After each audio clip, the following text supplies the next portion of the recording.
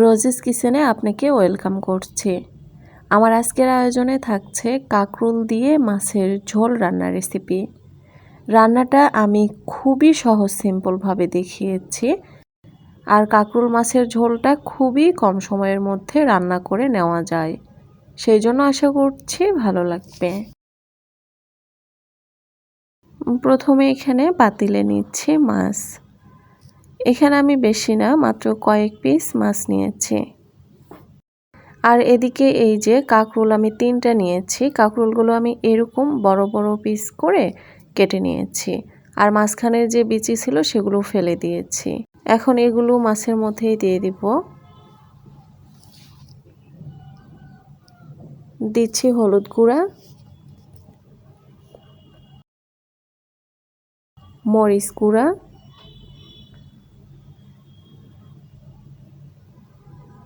লবণ পরিমাণ মতো। এখন সবকিছু ভালোভাবে মিশিয়ে নিব।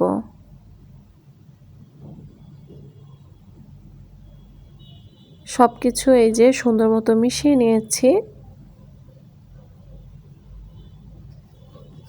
এখন চুলায় প্যান বসিয়ে দিয়েছি, দিচ্ছি তেল। কাঁকরোল ও মাছগুলো আমি প্রথমে ভেজে নিব। মাছ ও কাঁকরোল আমি একসাথেই ভেজে নিচ্ছি। আপনি চাইলে আলাদা আলাদা করে ভেজে নিতে পারেন। আলাদা করে ভেজে নিলে তাহলে কাঁকরোলের যে আলাদা একটা স্মেল থাকে সেটা মাছের মধ্যে যাবে না।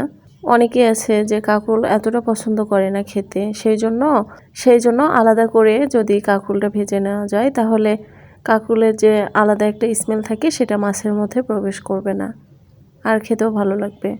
তো আমি ঝটপটভাবে কম সময়ে দেখানোর জন্য একসাথেই ভেজে নিচ্ছি। আর আমার কাছে কাঁকরোলের যে স্মেল সেটা আমার কাছে কোনো কিছুই মনে হয় না। আমার কাছে কাঁকরোল খেতে ভালো লাগে। তো এক পৃষ্ঠা হলে অপর পৃষ্ঠা উল্টিয়ে দিব।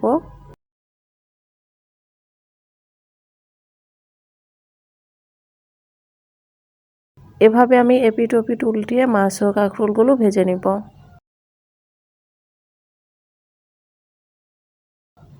তো আমার এখানে কাঁকরোলগুলো ভাজা হয়ে গিয়েছে, আমি এখানে কাঁকরোলগুলো তুলে নিব।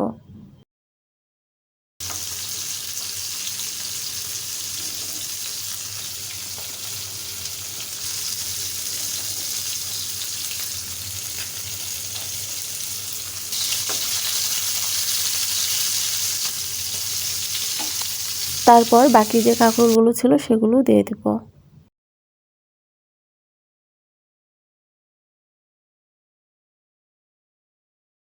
আর এখানে মাছগুলো ভাজা হয়ে গিয়েছে, এখন আমি মাছগুলোকে তুলে নেব।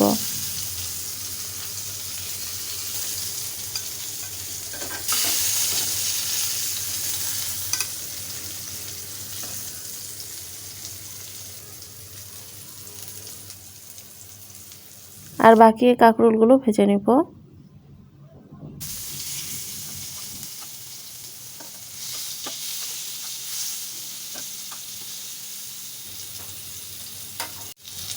তো এখানে এই যে নেড়েচেড়ে উল্টিয়ে পাল্টিয়ে আমি ভেজে নিচ্ছি।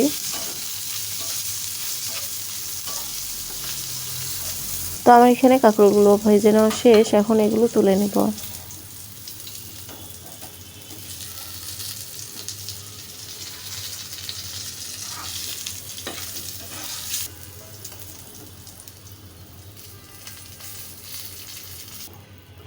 তো এই যে সব কিছু সুন্দর মতো ভেজে তুলে নিয়েছি। এখন এই একই প্যানে দিচ্ছি আদা বাটা, রসুন বাটা ও পেঁয়াজ বাটা। আমি রান্নাটা পেঁয়াজ বাটা দিয়েই করব। খুবই অল্প পরিমাণে মশলাগুলো দিচ্ছি। তো এখানে তেলগুলো বেশি গরম থাকার জন্য তেল ছিটতেছে, পানি দিয়ে দিচ্ছি।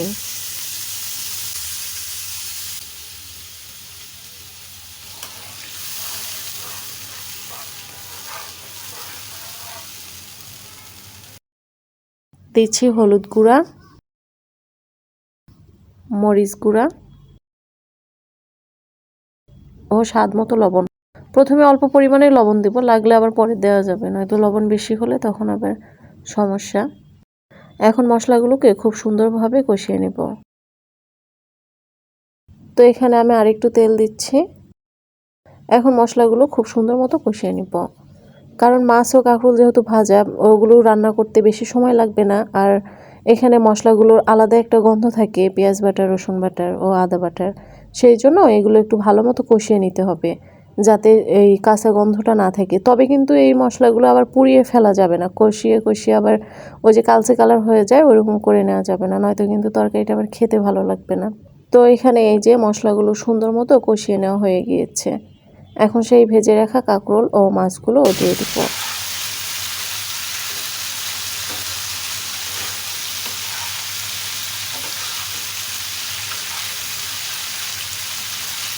তো কাঁকরোল মাছগুলো মশলার সাথে একটু ভালো মতো মিশিয়ে নিচ্ছি।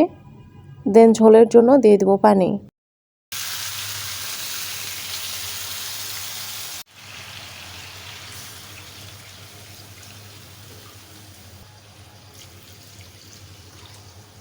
আমি এখানে বেশি পরিমাণে পানি দিলাম, কারণ আমি একটু বেশি ঝোল রাখবো, আপনি চাইলে আরও কম দিতে পারেন। তো এগুলো নেড়েচেড়ে মিশিয়ে নিচ্ছি।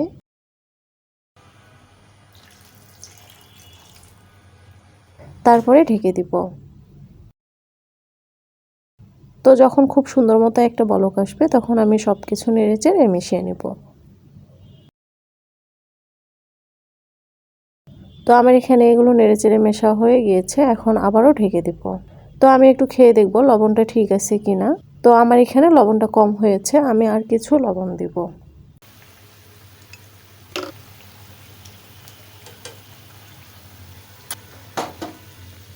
এখন আমি এটাকে ঢেকে দিয়ে 3-4 মিনিট পরে চুলাটা অফ করে দিব।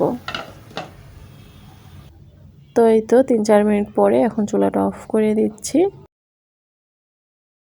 তরকারিটা দমে বসার পরে এই যে আমি বাটিতে তুলে নিয়েছি। আর দেখতেই পাচ্ছেন খুবই সুন্দর একটা কালার এসেছে। আর কাঁকরোল ও মাছের এই ঝোলটা খেতে কিন্তু খুবই ভালো লাগে। খুবই সহজ, সিম্পল আর কম সময়ে রান্না করে নেওয়া যায় মাছ দিয়ে কাঁকরোলের ঝোল। খুবই ভালো লাগে। আপনি এভাবে যে কোনো বড় মাছ দিয়ে রান্না করে নিতে পারেন। শুধু বড় মাছ না, চিংড়ি মাছ দিয়েও এটা খেতে বেশ মজা লাগে। ভালো থাকবেন। আল্লাহ হাফেজ।